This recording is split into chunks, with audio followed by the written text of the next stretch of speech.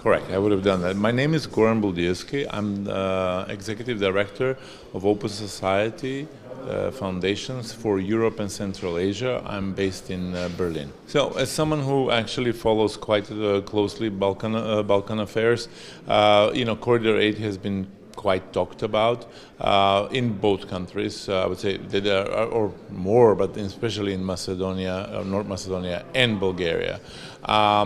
North Macedonia, that's a very big issue. It's a very big issue not only because of strategic importance, but also because this will be a huge investment, and as well there will be a huge procurement policy and an issue, and of course that always attracts attention in our part of the region.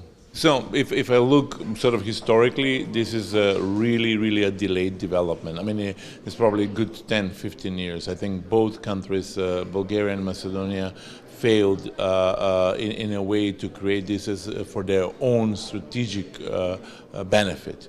Nevertheless, even if it's done in the next years, still I believe that will be complementary to the other developments. Both countries could profit from higher quality connections in both east-west and as well north-south. I do believe that in this we have an issue. It's less of an issue with money. I think it's more issue with domestic politics, and on both sides. I'm afraid, and that's probably what you heard, is that such project could fail, could become again hostage to domestic politics, and where some political actors will try to block it.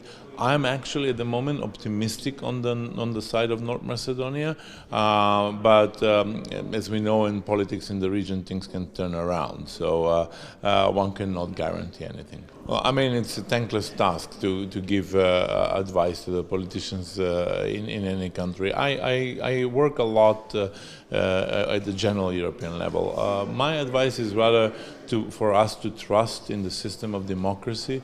Even sometimes it looks messy as it is, but I think it's important because we see the alternative, and the alternative brings to war.